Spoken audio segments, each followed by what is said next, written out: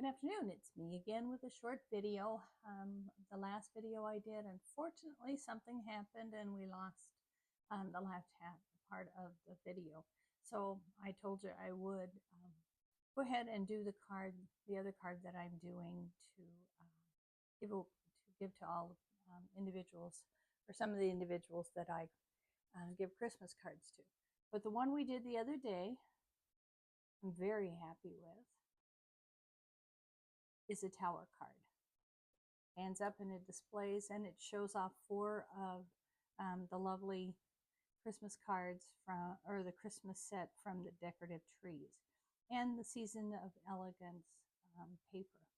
So if you didn't see that one, go back and watch it, because tower cards are easy to mail and fun to receive and fun to display. So I'm going to set that right out of the way. So as I started with last time, we are going to do this Christmas card that I'm going to send out to a number of my friends. It is flat enough that I won't have any trouble putting it in the mail, which is important this time of season when you send so many. And once again, I'm going to be using the Seasons of Green and Gold paper. I used this one and this one. It's a gorgeous paper, another one of those beautiful papers they made. So then I took Mossy Meadow and I cut it at 4 1/4 by 11. Then I went ahead and cut off, well, first I scored it at 5 1/2 inches. And then I took and I cut off 3 inches of that.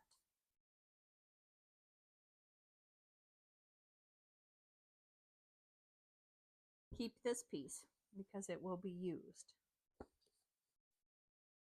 This is the piece that I cut for the top part, and it measures at 4 by 2 3/4. No, 2 1/4 by 4. 2 1/4 by 4 is this section right here. Then with that 3-inch piece that I had, I cut a piece of our gold foil out at 2 and let's see, there's how many 8s is that? It's 1, 2, 3. Well, let's count the 8s. 1, 2, 3, 4, 5, 6, 7 8s.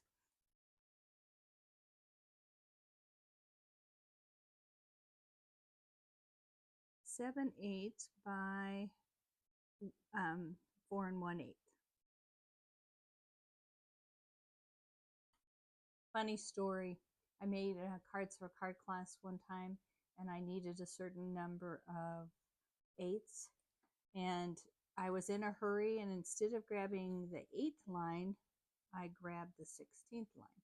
So I have these beautiful squares that are a tad bit too small. So now I'll have to create a new card for that to work. When it comes to the gold paper, it's expensive and it's lovely. So what I did was I found within my stash a die that would go ahead and cut the frame out, because I won't need this inner part. And with that frame, I'm going to use this on another card. Haven't decided yet what that's going to be, but that's for a future use. So then I'm going to take this and glue down my frame, about 1/8 inch short on all sides. Then I took a piece of Very Vanilla, and I cut that at 2 3/4 by 4. I stamped the shepherd on that one, and then that's going to go on top of here.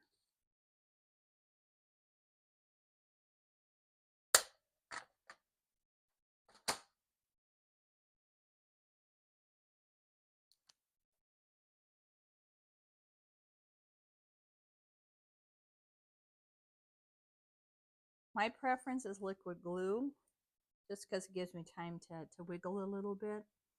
Little wiggle room. I'm not as good with the tape, but everybody has their gluing method. Plus I got a little wiggle room in case I don't get it straight. Straight is not in my wheelhouse very well.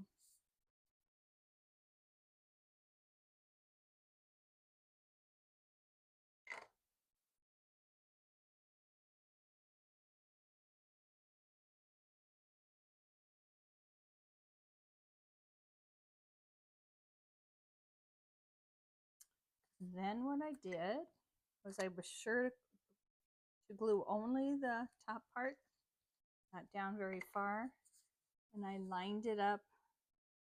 Well, actually I skipped a step, didn't I? 5 1/4 by 4 is the interior piece.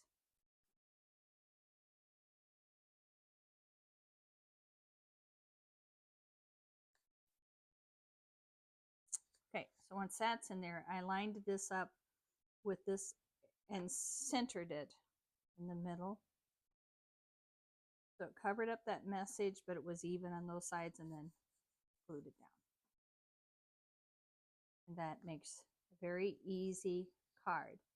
Then I went to the Merriest Trees, and I found this die because I thought that fit well. I used the stamp to stamp from the shepherd's set. It's like a little circle, it has a little cross, kind of hard to see in the light gold.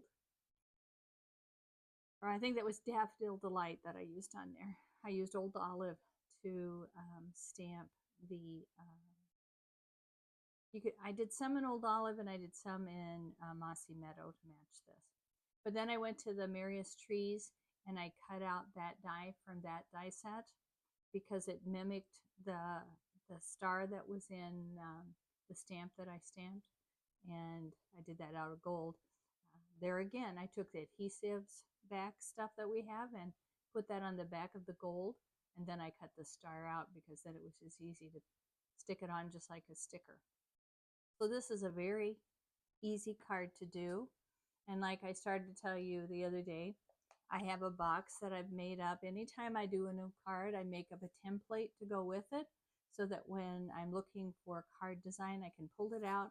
On the back, I have the 4 1/4 by 11 telling me my measurement of my base card and scoring it 5 1/2, and then I cut off 3 inches. And then on each of the layers, I go ahead and put what that layer measures at. So the bottom layer measures at 4 by 5 1/4. The layer that's here measures at 2 1/4 by 4. This is your 3-inch piece you cut off. So my first layer was an 1/8 of an inch different than this one, and then I went an 1/8 of an inch smaller. And that gives me a pretty card that I'm very happy to send on. I loved the message that was with this particular stamp set. Praying that you feel the Good Shepherd's care in the season and throughout the coming year. And then the scene in Bethlehem, and then I put peace on earth. All of this came from that Shepherd's Care stamp set. So I hope you enjoyed this. I hope you'll go back and watch this, because I know a number of my friends do tower cards, and I hadn't seen anybody this season use these papers or the trees for this particular way. So I just thought it would be a fun way. And this is an extra special card that I will give probably to one of my children. I've done up a few of them now, and this one will go in the mail to all of my friends and church family. So thank you for joining me. I am going to do another video in the near future that will give you the measurements and stuff for our next card class at the library, so that if you go to reproduce it, you can see how I did it, since for class I just provide a card kit.